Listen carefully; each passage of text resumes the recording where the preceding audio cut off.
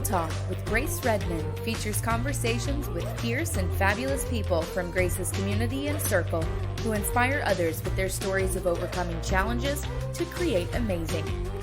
Grace is an entrepreneur and success coach who works with individuals to diminish their negative mental chatter, boost their confidence, achieve their goals, and increase their prosperity mindset. Get ready for a series of anything goes conversations with remarkable men and women that will get you jazzed for life's unlimited possibilities of success, freedom, and fun. Welcome to Real Talk with Grace Redman. Hey loves, it's Grace Redman. Thank you for joining us today on Real Talk, where my guest is Chelsea Sutton. Chelsea is the founder and CEO of the ConsultMent Agency, a company that builds teams of marketing professionals for purpose-driven brands. Chelsea graduated top of her class in entrepreneurship and business management, so she takes a strategic, business-driven approach to marketing. It's not just about what's trendy, it's about what works. From startups to multi-million-dollar companies, the ConsultMent Agency has managed over 300,000 followers, achieved 250,000 impressions per year, and impacted over $200,000 a year in new revenue growth. Chelsea, originally from Buffalo, New York, grew up in North Carolina and has been in Arizona since 2011. Chelsea travels across the country for hobby career horse show announcing, which I love. Love it. Chelsea married her high school sweetheart of over 13 years, Travis, who partnered with Chelsea in ConsultMent Agency in 2017. Girl, I am so excited to have you here with me today. Thank you. I'm so honored to be here and hearing that bio read out loud in front of me. Like as you're reading, I'm like, wow, this person sounds cool. This person sounds cool. Oh my gosh, that's me. Yeah. So yes, thanks for having me. This person's super cool. For sure. And I have so many questions, because I find you so fascinating. And I fell in love with you when I met you at Sunny Dawn Johnson's and my mastermind meeting. And here comes this, incredible, gorgeous woman with this, I don't even remember the color hair you had. I think it was purple that time. And I was like, I'm in love. I was in love with you too, Grace. It was great. It was love at first sight. So I'm excited to have you here today. So like I said, I have so many questions. Just from your bio, there's so many nuggets there.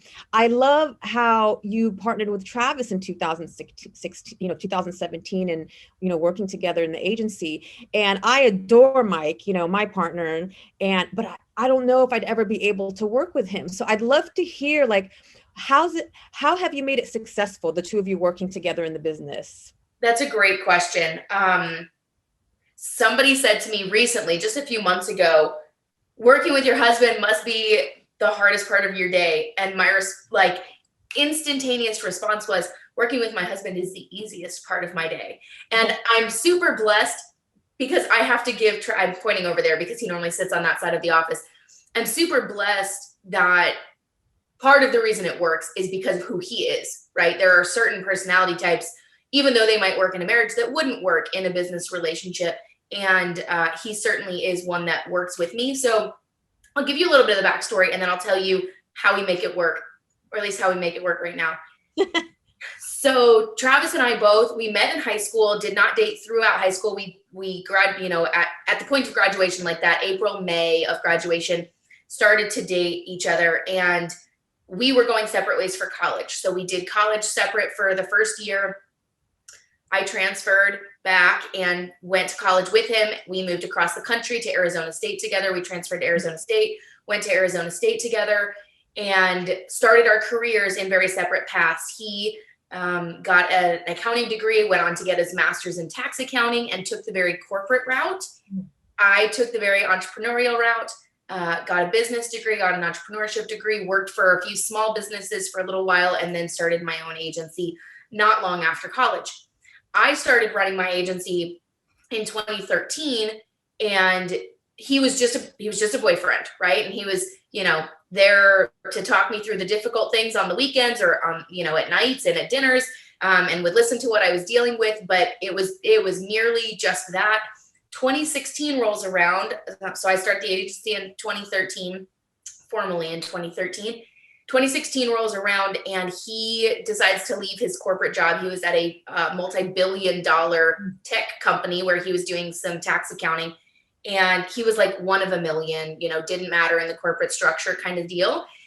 And he was just going to leave his company and go to another one, right? Like, I'm just going to quit this one and find a different one that's got a better culture, yada, yada. At the same time, the agency was growing. And one of the core competencies that we now offer in-house, we didn't have then, which was web development. And so I would hire that out. I would bring in, strategic vendors and that kind of thing. He quits his job. He's got a 2 or 3 week hiatus. He's talking to recruiters. He's applying for things here and there. And I have a client who has a big web glitch and they need web help quickly, not like can wait 3 weeks for a vendor. They need it overnight. And long story short, Travis says, I learned coding in my accounting degree because they had to learn database design for accounting purposes so that they can understand how to dig out data, which who knew, right? Like, no, I would never have put those two together. No, never. And when he said that, I was literally like, you are lying to me. You're lying. And then he starts like, no, I know HTML and I know CSS and I know some JavaScript. And I'm like, okay.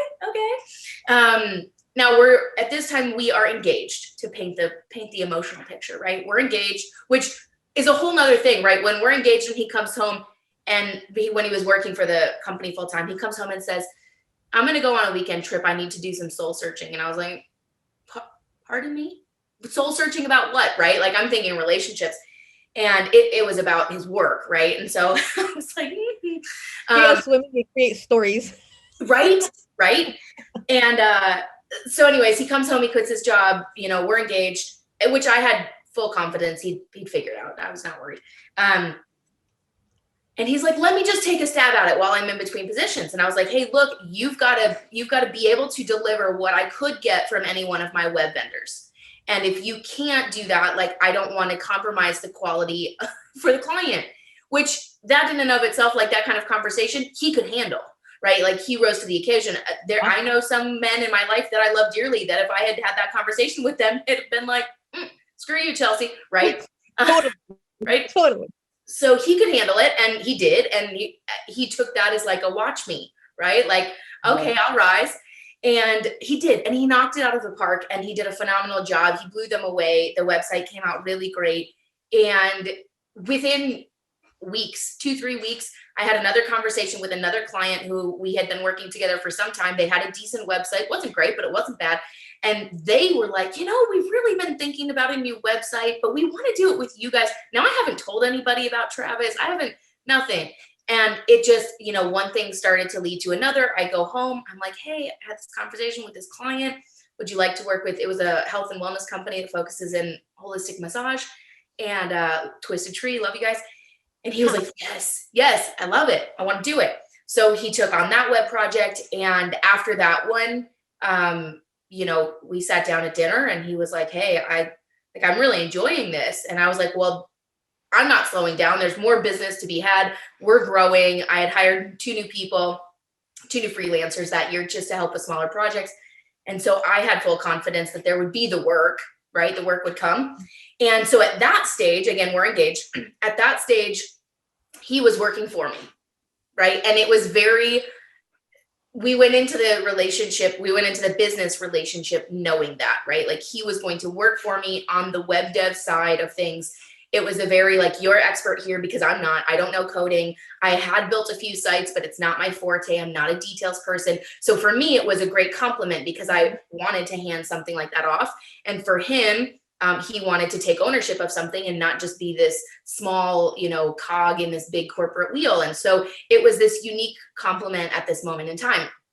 Move forward a year and a half later, we get married, and we took a very holistic approach to marriage. Like, and we talked about it, it was very open in terms of, when we get married, we're partners in life. And whether that means we're working together in business or not, it doesn't matter, right? We are that's the way we're going to approach our life and approach our marriage.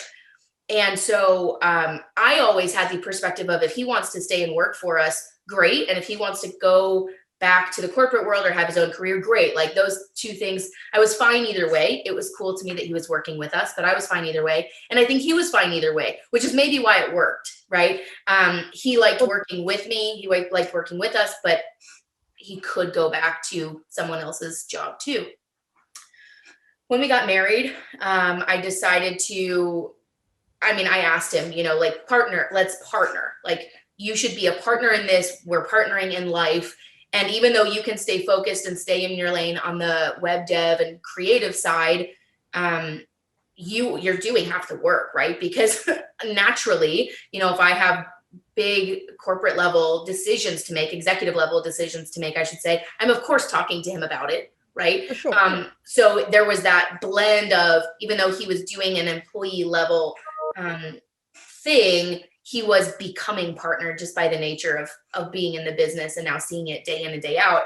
And what I realized, I've known this about him in our relationship, and this is why the business part works, but it highlighted itself as we started to work together. We are complete opposites. And from a business standpoint, that creates a really great, dynamic, because the way I see things, he sees them differently. And so he gets to, challenge me with those things sometimes, or position them to me and, hey, have you thought about it this way? Or, what about approaching it this way? And vice versa. He'll see things one way. And to me, it's like, how can you even see that perspective of it? And I can bring it from another angle. And our personalities jive well enough. I'm the very outgoing, boisterous one. He is very talkative to me, not to others. But he has a more like think it through then speak approach. And so it works. It works very well. And we've just learned how to complement each other. I think, people ask me all the time, like, could I give advice? We've only been doing this together for whatever that is, 5 or 6 years. So we're still, early in it. But the one piece of advice that I would give to somebody trying to do it is you've got to have clear lines of delineation between what your lane is and what your lane is, even though you're going to, complement each other and like you should be headed in the same direction and driving down the same freeway. It helps a lot when you're not trying to both be the same person. Mm-hmm. Well, it sounds like you said, there's a yin and a yang there. And then it's also about setting your boundaries. And it sounds like with you and Travis, you have a clear line of, communication. So that's important. Very much so. And Travis is amazing. I mean, he's done so much, for Dare to Achieve and in my business. And I call him and he's on it right away. Like he's taken so much off my plate, just like you have. So yeah, Travis has been amazing. So it's, again, what a blessing that it worked out like that. It sounded like it was divine timing. Very much divine timing. Yes. And I love corporate. Corporate supported me for so long, and my staffing business, it's necessary, it's amazing. And before I started my staffing business, I worked in corporate in a very large, same thing, $1 billion company. And like Travis, I felt like a number. So that's why entrepreneurship, for me, just like for you, has been so fulfilling, which brings me to like, what motivated you to start ConsultMent Agency, several years ago?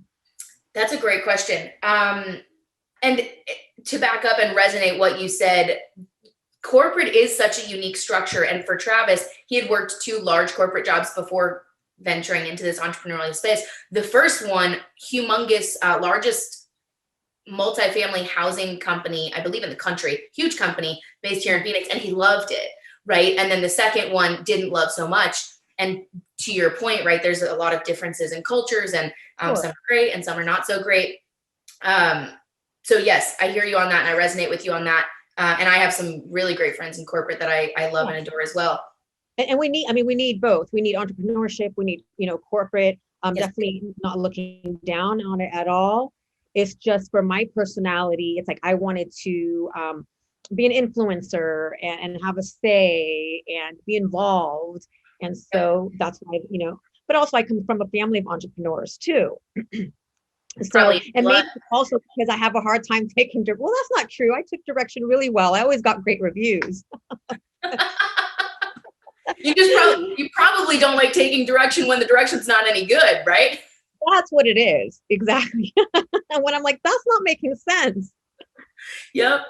I went to my degree from Arizona State, go WP Carey, loved that program so much, was a business management program.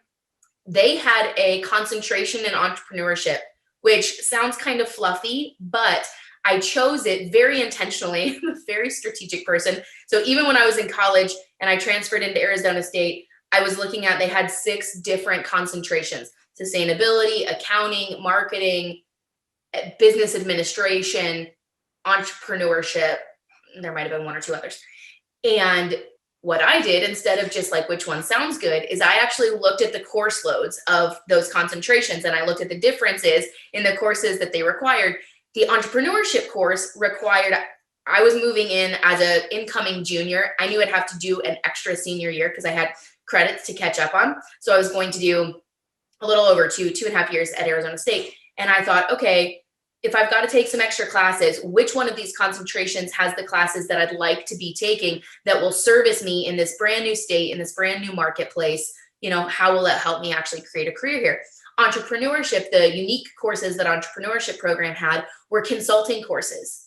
And there was a capstone course, a main consulting course that we had to take before we could graduate. We had to get a C or above in the class, which to me, I'm like, a C, that's for losers. Like, I'm an A student. Yeah, a little bit. And I was like, oh my gosh, the idea for consulting was great. This was also, to give you context, this was 2011 that I transferred in. So we're on the backside of that 2008 crash, where it was that time and place where everybody was wanting experience, but wanting to hire cheap college kids, but college kids didn't have experience. So I had a unique college time because everybody was like, get all the experience you can in college, because nobody's hiring, right? Hiring was still very tight. Finances were tight. So for me, when I saw those consulting courses on the course list, I was like, absolutely, like, I want that program. So I took the entrepreneurship program, absolutely loved it. And it was very hands-on. I took this consulting course where there was, 30, 40 kids in the class, and they put us on teams of 3 or 4 and paired us with businesses. So there were 10 different businesses around the valley that were basically failing. They were on their way to doom. And if they didn't turn around in 6 to 12 months, they'd probably be closing their doors. And we, as a consulting team, had to go in and analyze their entire business: accounting, marketing, culture, hiring, managerial style, financial backing, all the things. And then figure out where their problems were, and then tell them how to fix it, all within a 6-month course load. Damn. I loved it, Grace. Like, what do you love about it? Oh my God. Well, that's such a great question. A few different things. I loved working with a business owner, and it felt like every time I heard a business owner's story, how they started, what kind of business they're running, it lit me on fire for their business. So like feeling that entrepreneurial fueled me. That was the first thing that I loved. The second thing that I loved was truly strategically looking at their business from an outsider looking in, and being able to say like, oh, I see some holes here. Let me help you fix that. Right? Like, that felt very fulfilling, because I learned quickly that a lot of businesses, all of us, right? We are doing what we can with what we have. And we're so focused, often good entrepreneurs are so focused on servicing their customer that they miss the holes in between. And sometimes that's okay, right? You can let a few gaps go, but sometimes those gaps might be what's crippling you, right? Well, as a business owner, there's 2 ways of working the business. You're working in the business or on the business. And I feel like an entrepreneur, we get stuck on working in the business, that we miss the on the business, and that keeps us from expanding and growing, which that's where you come in. Yes, you couldn't have said it better. Absolutely. Then as a college kid, I didn't have that language in my wheelhouse, but I, through that very first consulting project, learned exactly that. And that part was it was very cool to me, feeling like I could come in. I knew I was young. I knew I didn't have a ton of experience in every category, right? I'm not an expert accountant, I'm not an expert marketer, I'm not an expert manager, right? But I can look at the outside of this and pretty quickly identify some gaps and then put those in front of you. I also really liked the process of doing that with no judgment, right? Like being able to come in, and these entrepreneurs that we would work with, I ended up doing 2 consulting projects. I took another one, a master's level one after that, because I was obsessed. And they're pretty nervous, right? These are, in my perspective back then, these are high level business people that are making, $250,000, $750,000. I'm thinking about the 2 businesses back then. One was an over $1 million business, but they're getting ready to go through what feels like an audit, right? Like they're handing over their business and saying, find my problems. Well, that's an uncomfortable process. Yeah. There's embarrassment and shame there.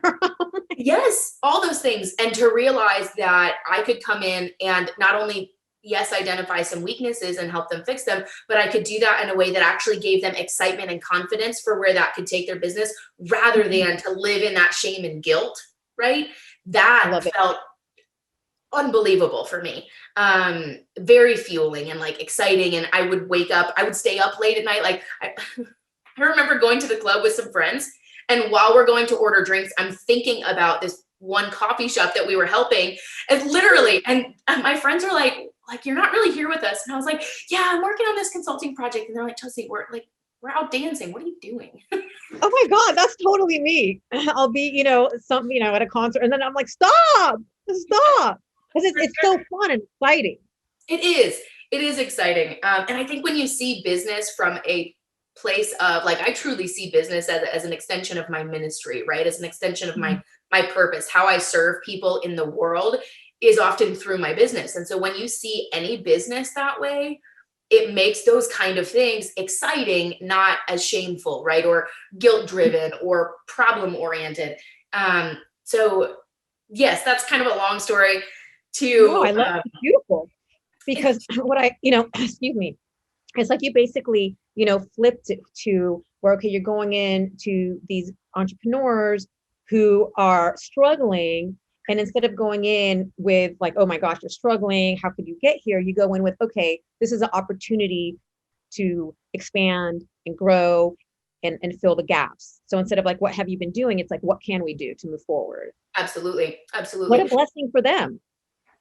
Absolutely. And both of the businesses that I worked on my senior years at ASU still exist today, which I am so proud of. So proud of. Yes. That's all you, girl. I mean, it takes from them too, but how exciting.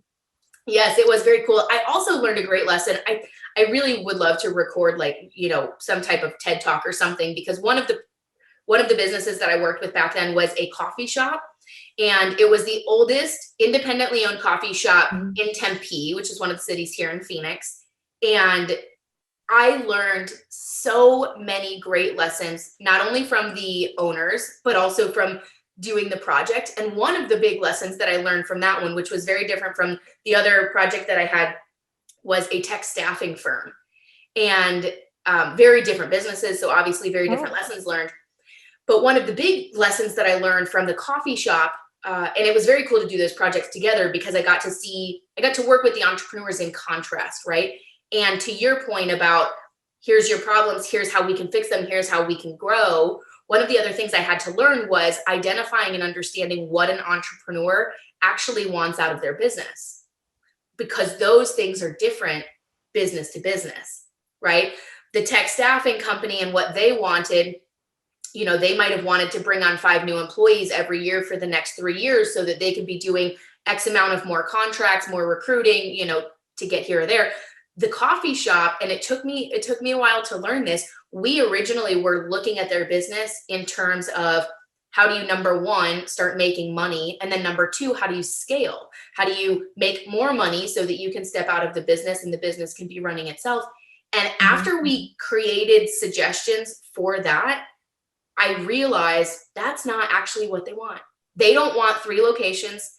They don't want a drive-through with tons of traffic. What they want to know is how they can come, the two owners, they're probably in their 60s or 70s now, how they can come to work, sit with their guests at their table, drinking their coffee between 6 and 9 a.m., serve, they physically want to make the coffee themselves, pour the espresso shots, foam the milk, and make money. They want to be able to pay their bills, put some extra money away so that when retirement comes in 5 years, they're fine. But they weren't trying to open another location or, fund their kids' college. Like, nope, they weren't trying to do all of that. They had a different why. Completely. It's funny. I didn't own the coffee shop. My brother did, and I worked there. So I can relate to the coffee. And of course, I've owned an agency. And I used to beat myself up in regards to the agency. I'm like, why? I should have opened more offices. And then I'm like, wait a second, but that wasn't my why. I was raising a family and focusing on my young kids. So that's why I didn't open all of, these other locations, because it wasn't my why.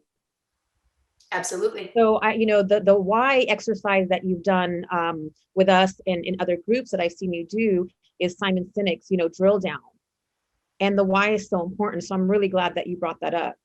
Eminently important. And another lesson that I continue to learn, and this is the hard, I posted yesterday and I talked about how I'm kind of a rule follower. I like to have, structure and rules and do this step first and this step second.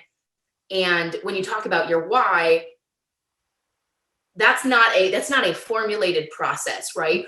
Realizing why we behave the way we do, the things that we think and how that manifests into behavior, the goals that we have shift all the time, all the time.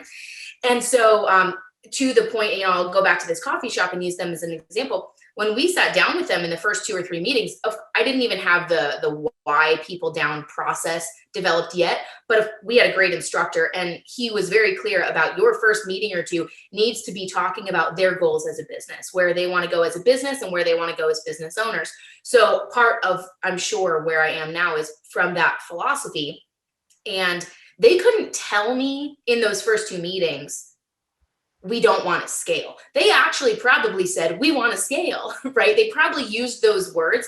And it took me 6 months. We graduated in December and the team and I, it was mostly me and one other guy on the team, worked with them until February. We worked with them 3 months longer than graduation because we were so invested and we were so in love with what they were doing. We wanted to help.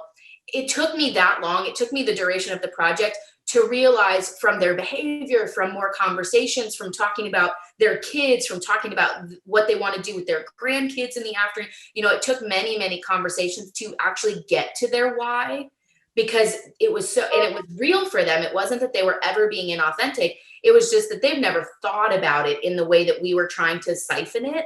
And that's very real. Very real. For sure. No, I love that because a lot of times we think we want something for a certain reason and we really don't know what, because it's unconscious. And typically when you drill down, I find it's more like you want to feel joy or freedom or safety. It's never what we think it is. That's right. That's 100% correct. So I love that. Mm-hmm. So, you have an incredible, agency, and I know being an entrepreneur is not easy. What would you say has been your biggest challenge and how have you overcome that? Oof. The 2 challenges that come to mind first when you ask that question are the challenge of, this is a very practical business challenge. In our case, because we're an agency and because we're in the marketing space, understanding the appropriate time to take someone from 1099 status to employment status is a unique challenge that we are constantly juggling.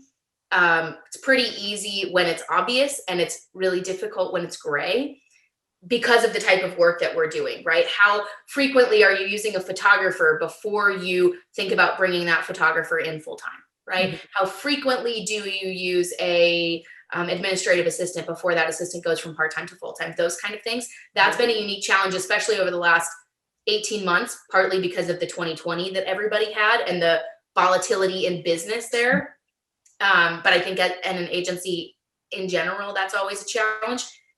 The other challenge that came to mind as soon as you asked that question was turning off mentally, turning off, which I'm sure you might have some great advice for, which I would love to hear.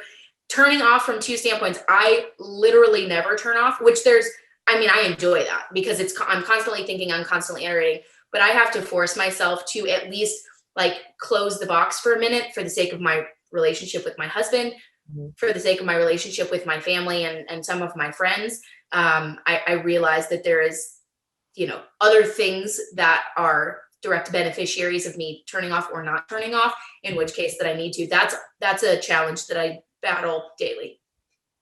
I hear you on that. And I battle that daily too. I've come a long way. I used to be, work via hustle and grind, and now it's more ease and grace. I still have a challenge turning off, but like you said, it's a work in progress. It's like every day I feel like it gets better. And some days I don't want to turn off. I'm enjoying it. So I could totally I could actually relate to both of your challenges. Because then I think it took me, 20 years to figure out same thing, the staff. Do I bring them in? How do I do this? And it's also a work in progress too. there's, as an entrepreneur, like you said, things are always changing. And like 2020 taught us, we need to consistently be able to change and pivot. Absolutely. What was one of the greatest lessons you learned in 2020 for business or marketing? Ooh. Ugh. Greatest lessons learned in 2020. Listen to your customer, which was a lesson I've learned for many. I've known that for some, but it was hammered home in 2020. Let me rephrase that. Your customers' needs change just like yours do. And staying in tune with those needs as they change was a big lesson I learned in 2020. Here's another one that I learned. When you know a decision has to be made, don't delay in making it. You gotta make it, and then you gotta move, right? You gotta shift. Moving. From a marketing standpoint, it certainly 2020 was a super unique opportunity because we saw huge behavior shifts in consumers in a way that since I started what I was doing, I started consulting in 2012, which were those college projects. So from 2012 to 2020, right, those 8 years, I have never seen consumer behavior shifts at the marketing level, right? So interaction with content, interaction with sales material, interaction at the purchasing and conversion level. I've never seen such significant shifts in such a condensed amount of time like we did in 2020. And in talking to other marketers and business owners that were even around through like the 2008 crash, and even those who were around back in the 80s, they've said that 2020 still beat it. It still, was above and beyond. That was a really unique opportunity for me as a marketer because it happened so quick and so fast. And in many ways, there are certain things we can measure, right? Like there were statistics about how people were consuming TV versus Facebook content during quarantine, right? And there are statistics about how people are spending their dollars, right? We track that by tax receipts and those kind of things. What there's not statistics about is how people feel about things as they approach a business decision. And so for example, that's usually how they make their decisions. It's based on emotion. 99% of the time, even if it's not a conscious emotional decision, there is an emotion driving that decision. Absolutely. That was it was a cool opportunity. It was terribly stressful in the middle of it, but it was a very cool marketing opportunity and taught me a lot of lessons. One of the big lessons that was a shift for me from a marketing standpoint was, and I'll use a very specific example. Because we do so much in our agency with social media, and social media is such a phenomenal tool when used correctly, we use social media to do a lot of what we call social listening.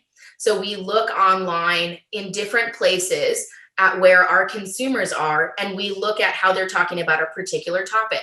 So, for example, we do a lot in the hospitality space. So one of our verticals is restaurants, and they were a very unique industry to work with through 2020 for all the reasons that are obvious. What we often would do is look in Facebook community groups in the city in which one of our restaurants might be in, or in a neighborhood group, right, that might be 10,000 or 15,000 deep, and see how they're talking about things, right? What are they saying about, so like in this year's context, we would look at what they're saying about when the state is ready to open up restaurants, right? And how they're talking about that. And in the very specific case that I'm thinking of, when we looked at these community groups, we were probably watching 30 to 40,000 people conversationally, right? That were in the specific communities where our restaurants resided. Our restaurants are in the fine dining space, so that creates a nice complement because you can understand where your target audience is, right? Who your target audience is. And everything that we were hearing from our typical social listening was saying these consumers are not ready to come back to restaurants. They do not want restaurants to open. They think that this is going to spike COVID numbers, and so much so we were getting we were reading certain contexts, so much so that there was a point where I advised one of my restaurants, like, this part of your community is this vehement. I fear that the backlash you might receive from opening would ruin your business. Wow. it was that significant. It was that passionate. It was that heated. It was that, there was a point where it was bad. It was very bad. I mean, hate comments. We were getting direct messages to one of my restaurants before we even opened about like, you know, you're the reason people are dying, and just very extreme emotion. Now, that being said, one of the restaurants, you know, we took in all of the information, we listened, we thought we were listening to the customer, and the business owner was very strategic and was very intention driven. And I think he did it literally the best way possible. Gave his staff the choice to whether to come back or not, opened with very limited capacity. I mean, did all the things correctly, but decided to open. And I'll never forget, he said, Chelsea, I know that you're reading the data and that's what I pay you for. Thank you. Keep advising me. I'm following my heart. I'm following my intuition. And I believe there's a portion of my community that is ready to come back. And for them, this is what they do. This is their gathering place. This is where they meet their family. I need to serve my community. And I said, I got the chills. I love him so much. He was right, Grace. He was so right. He was so right. And what I also found was that him opening in the way that he did, even though the rest of the community was, you know, from everything we were seeing from the data, they were, you know, upset and whatever. That wasn't actually, there was a big portion of them that weren't talking, right? There was a big portion of them that, of course, right? Of course. And so it was a unique lesson. Like, the principle of listen to your customer has been with me since I started my agency. But realizing that listening to your customer doesn't always happen in obvious listening ways. Girl. Right? That intuition. And those times that I went against my intuition in business, I lost. Yep. So that's a great story, how intuition is really a big piece. And I love how you're open and you listen to him. And I love how he listened to himself. Yes. And I loved that entire dynamic. And I have learned from it since, and now applied in so many other business relationships. I mean, you and me all the time, right? You'll say, Chelsea, what do you suggest? And I'll say, I suggest this, but Grace, it's got to feel right for you. Right. And you know me, I'm a feeler. I'm like, wait a second, I'm trying, but it's not. And I love that you guys never, get upset with me, because I'm a feeler, and it's all about intuition, and I could feel it. Well, and I think that's actually when business owners can tap into that. That's where Thrive comes from, because we can recognize, and from your marketing team, right? We can tell you the data, we can tell you what we think fits for your brand, we can advise you, we can do all of those things, but we don't know your customer like you know your customer, right? Sure. We don't know ultimately at the core who you are and where you're trying to go like you do, right? We know what we know, but we don't know all of the things. And so creating a relationship with clients like that, who have relationships with their business and with their customer like that, is my favorite thing. And back to lessons learned in 2020, learning how to lean into those, learning how to truly be a partner with our clients like that is an amazing dynamic to have. And there were some great lessons learned in that regard from 2020. Yeah, no, absolutely. I mean, when I first started staffing, it was a challenge, because I was focused. They told you, be on top of your competition. So I was always like, what are they doing? And looking at the numbers. And it was extremely, extremely stressful. Even though I was successful, didn't feel good. So I made that decision, like, I'm going to run my own race, and I'm not going to look at the numbers. What I'm going to focus on is the relationship with my clients, and giving that personalized service, and hearing them and listening to them. And, that's what made, us the top staffing firm in the Bay Area, for 20 plus years, is because, like you said, I listened and I built the relationships, and I didn't listen to everything, all what the industry said. Of course, I had to look at metrics, but it wasn't about the metrics. It was, like you said, I'm listening and hearing, my clients. For sure. There's also a unique dynamic there, and this showed up with the restaurant example as well, but it would absolutely apply in your example of taking in information for the sake of guidance and advisory, counsel, if you will, but not using that as the foundation for your decision, right? Mm-hmm. So like in the restaurants case, because we knew that so many in the community, maybe not everybody, but because we knew that many in the community were staying home, they were not ready for businesses to be open, so on and so forth. When we opened the restaurants, we didn't post about it for weeks, right? We were on social media talking about our chefs, or we were talking about the to-go meals that we were offering, or we were talking about some very other like community-driven things, some charity initiatives we were doing, but we didn't mention that we were open. We didn't talk about the seating arrangements we had, because we realized that our community was sensitive. And so that was his ability to take in what I was telling him from data and use that to guide some marketing decisions, but not use that to make his business decisions, right? Or not use that to dictate his relationship with his customer, which another huge lesson learned there. So just really about staying fluid and pivoting and being open to possibilities, and not just being, looking at things this way. Yes. Yes. Well, I think 2020 taught us all that across the board. Yes. That word pivot, I'm like, ugh. And so tell us. Go ahead. I was just going to mention, somebody gave me this example somewhere mid 2020, and it stuck with me a lot. I always thought about pivoting as like, we are here and we turn, right? We pivot.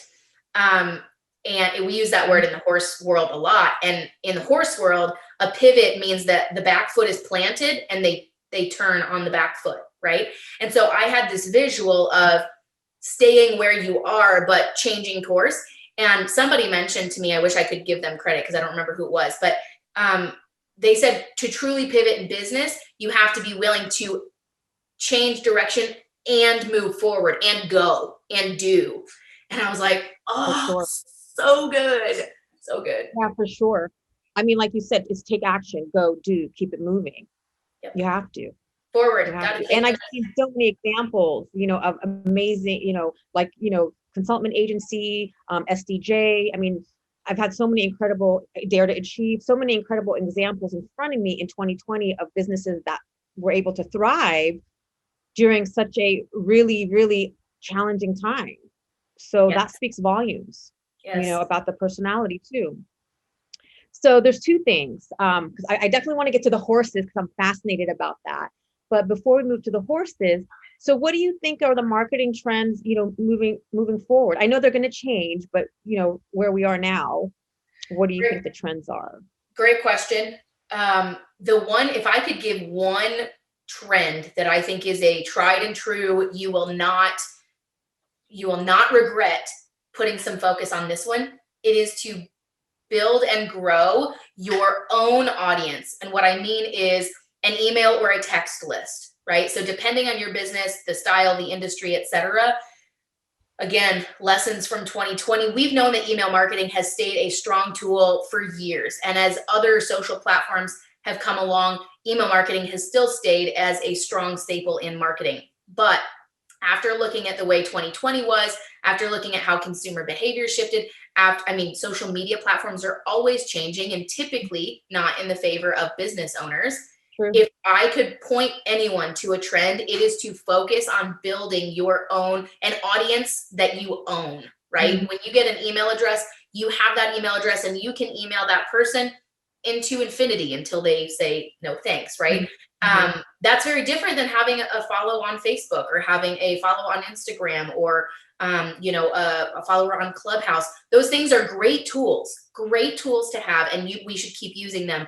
But I would tell anyone moving forward in their marketing, make email growth a core pillar in what you are doing moving forward. And you'll have to pivot on how that works, right? How you attract them, the lead magnets that you use, what you're using your email list to do. Those are the pivots you have to make, but growing an email list will serve you forever. I mean, I keep hearing that over and over and over again. And I agree, because like you said, you own the email list. If you're on Facebook or Instagram, they can, shut you down tomorrow. And as a business, the algorithms, like my business page, like only 2% of my followers see it because of that. So I agree with you that having, growing your email list and owning it is, definitely, I think, not just for 2021, but moving forward, period. Well, what you're doing in Dare to Achieve is a perfect example, right? Because we are continuing to test how do you serve your audience while growing that list, right? Before we had come on with you, you had some things like lead magnets, right? You had some enter your email in order to get this thing. And since we've been working with you, you've started to do workshops, right? And webinars, and you're collecting email addresses from that. So there's really great, I mean, the sky is the limit in terms of how you grow and build that, how you deliver value through that. It's just do it. Totally. And I want our audience to know that it grows slow, it grows, I don't want to use the word slowly, but not to get discouraged if you don't see, 10 new people on your email list, every day, but just keep at it, keep doing lead magnets, keep being out there, and it'll come, it'll grow. Yep, absolutely. So I freaking love the fact that you have this, horse announcing hobby career. I'm fascinated by it, and I love the backstory. So can you share a little bit about that with our audience? Absolutely. Growing up, my father was for the first half of my life, my father was a professional horse trainer. So when I was born, we had 30 acres of land in rural upstate New York, rolling hills, pastures everywhere. We had 50 horses in the barn. We had 50 horses in the pastures. Like, I grew up on a farm, and super cool way to grow up, by the way. Very, very cool experiences. Especially with the horses. What's that? Especially with the horses, because they're so mystical. Yes. They're very relational animals. I mean, growing up on a horse farm is very different than a crop farm or a cow farm or those kind of things. So yes, very, very cool experience. And to me, when somebody's like, oh, I grew up on a farm too, like we grew crops, I'm like, what? Like, what? My husband grew up from a farming family, and like, it's foreign to me, completely foreign. So growing up, my dad was a horse trainer. So my parents were very entrepreneurial in that nature as well. As I got into my teen years, my father got very involved at the executive level of the sports organization. So just like basketball has the NBA, right? And football has the NFL. Horse sports have those as well. And the particular sport that he competed in, it's called reining, R-E-I-N, like the horse reins. Mm-hmm. And it's a Western style horse sport. It comes from the ranching lifestyle and the things that your horse on the ranch would do. A very natural, fun sport. He got very involved in that sport. He was competing very heavily in that sport. And as I became a teenager, he got involved at the national organization level. It's called the NRHA, National Reining Horse Association, and started to get involved in judging and producing shows. So he became a certified judge. He began to teach judges and run his own shows. Well, as a teenager, they told me that they needed to hire someone and that I was the perfect fit. And I guess the youthful I didn't even think about it as entrepreneurial literally until this moment. But the idea of like doing some things and getting paid, like I'm in for that. Yeah. Count me in. I mean, because you're a kid, right? So like I was 12, 13, 14, like I'm there anyways because my parents are there. I'm doing the work because my parents are saying, hey, go do this thing, right? And so now you're offering me pay. Like, yes, I will take that. There you go. Doing what you love and getting paid for it. That's right. Yes. And so I started doing that as a teenager, and they called it a gopher, which I thought was a technical term, and it just meant go for the coffee. Go for the, yeah.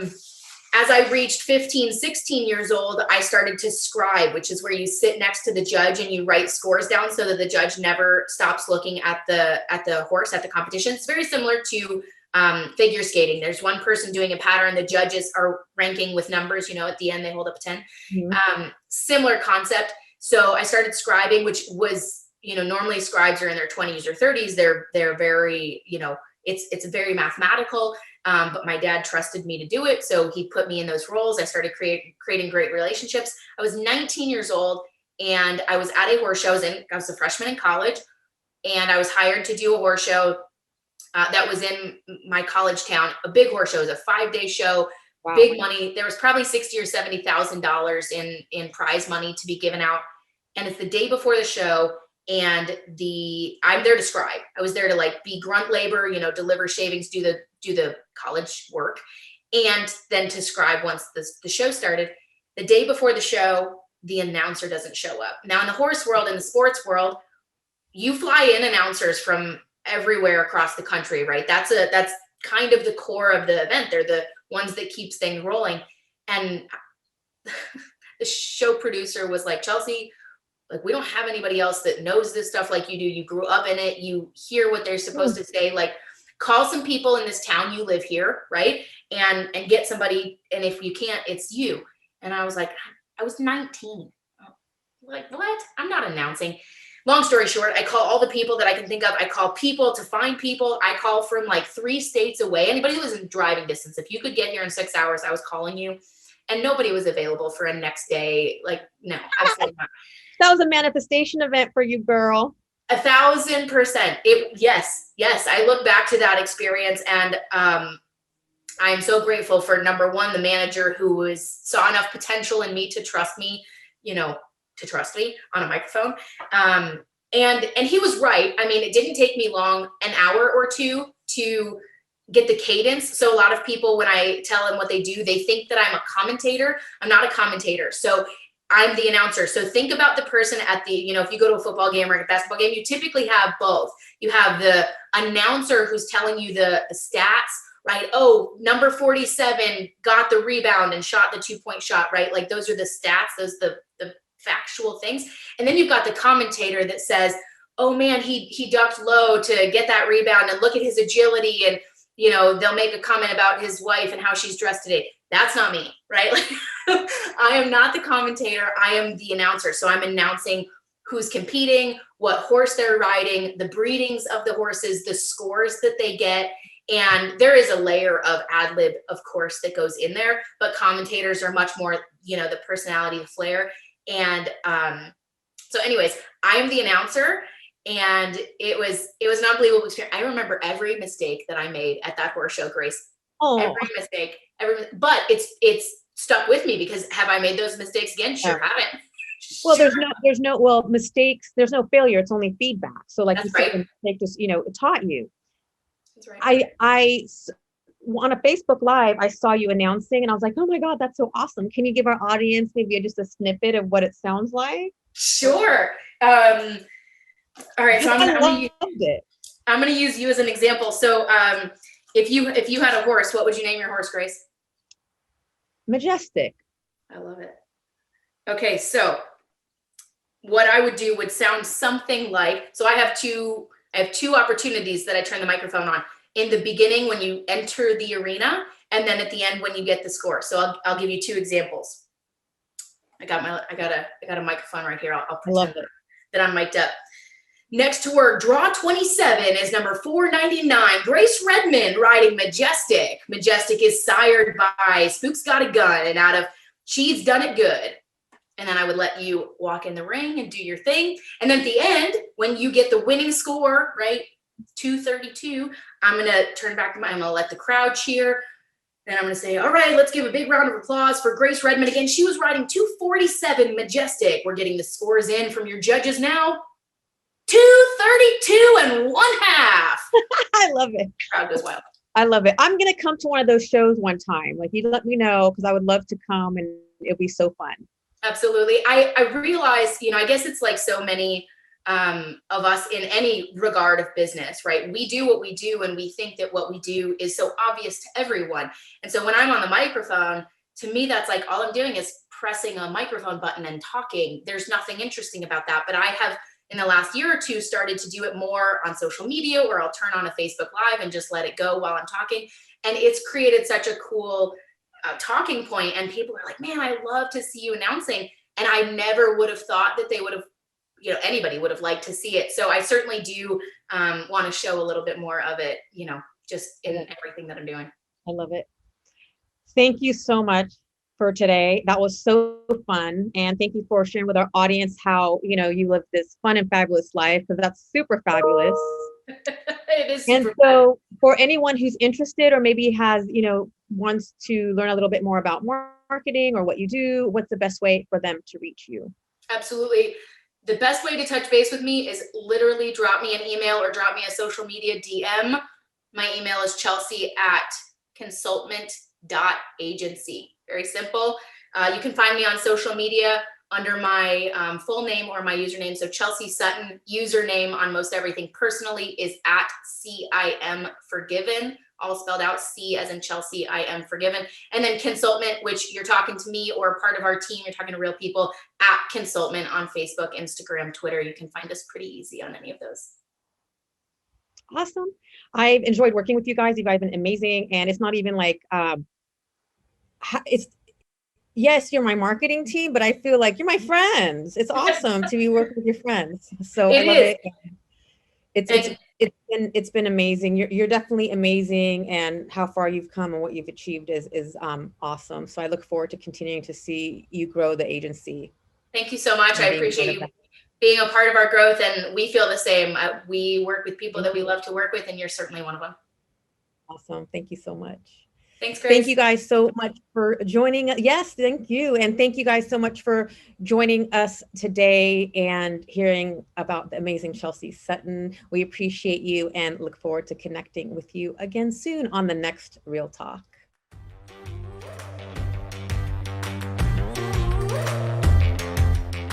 Hey, love. Thank you so much for listening today. I am so grateful for you. I'd like to show you my appreciation by gifting you a free forgiveness self-hypnosis audio download. Part of living the fun and fabulous life is practicing forgiveness. Forgiveness can be such a long and challenging process. My intention is that this forgiveness audio will help you in practicing forgiveness, especially with yourself. Grab it by visiting daretoachieve.com/forgiveness. For more inspiring tips, make sure to connect with me on social media. Drop me a line on Facebook or Instagram at Grace Redman Dare to Achieve. Until next time, keep moving forward towards living your fabulous life.